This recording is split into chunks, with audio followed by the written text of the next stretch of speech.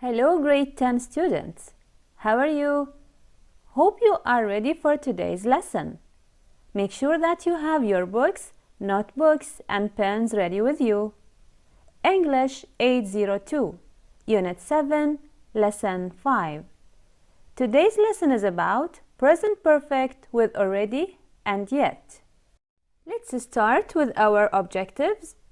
By the end of this lesson, you will be able to identify the present perfect with already and yet.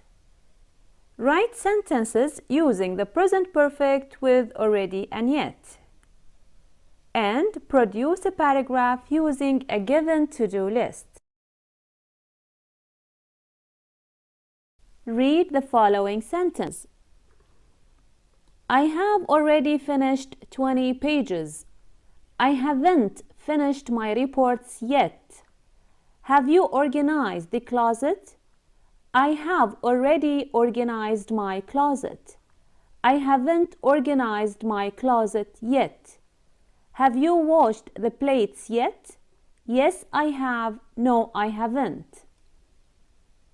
These examples show how yet and already are used. We often use yet and already with the present perfect because they are related to the present moment. But what is the meaning and use of these words when they are used with the present perfect? Let's start with yet. Yet is used with the present perfect to give the meaning of at any time up to now. We use it to emphasize that we expect something to happen soon. Yet in this context is only used in negative sentences and questions. Like, I haven't finished my reports yet. Or, have you washed the plates yet? Yet comes at the end of the sentence or question. Now, what about already? Already is used with the present perfect to give the meaning of before now. We use it to emphasize that something happened before something else or earlier than expected. Already can come between the auxiliary and the main verb, or at the end of the clause. The differences between already and yet. Look at these sentences. I have already finished 20 pages. I have finished 20 pages already. Have you already finished 20 pages? Now, look at these sentences with yet. I haven't finished my reports yet. I haven't yet finished my report. Have you finished the report yet? Already is used when an action happened sooner than expected. Things that are done. Already is used as an affirmative statement and it comes at the end of the sentence. Already is sometimes used in a question to indicate a surprise. While yet is used when an action will happen soon, things you are planning to do. Yet is used as a negative statement and it comes in the middle of the sentence. Yet is used in a question to indicate the status of the required task. Here are the rules for already and yet. To form an affirmative statement with already, you should start with a subject, have or has, already, and past participle. Here is an example. I have already organized the closet. I is the subject, plus have, already, the past participle, and then you continue the sentence. Here is another example with a different subject. Sarah has already organized the closet. Sarah has already organized the closet. If you want to form a negative statement, then you should use yet, but it's the same structure. You should start your sentence with a subject, have not or has not, past participle, and yet. Here's an example. I haven't organized the closet yet. I is the subject, have not, and then past participle, which is organized, and then the object, the closet, and finally yet. Another example with a different subject, Sarah hasn't organized the closet yet. Let's continue. The question and answer forms for yet. To form a question with yet, you should start with have or has plus subject plus past participle and finally yet. Here's an example. Have you organized the closet yet? Have you organized the closet yet? We have started the question with have because the subject is you, which is a plural subject. And then here, has Sarah organized the closet yet? Has Sarah organized the closet yet? We have started with has because Sarah is the subject and it is a singular subject. What about the answers? For short answers, we can say, yes, I have. Have you organized the closet yet? Yes, I have.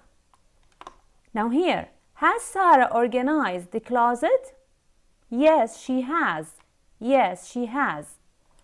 If it's negative, I would say, no, I haven't. No, I haven't. Or, no, she hasn't. No, she hasn't. Time to practice. Read and choose the correct answer. 1. I haven't found a house. Everything around here is so expensive. 2. I have seen the film. Let's watch something horror. 3. Has Maria reached the hotel? Or is she late as usual? 4. He is in his early 20s and he has made a fortune. 5. They said they would know the results by tonight, but they haven't called. Read and choose either yet or already. Now, check your answers.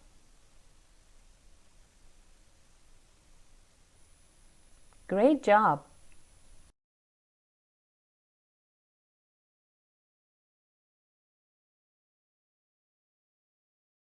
Time to practice. Look at Jasmine's to-do list.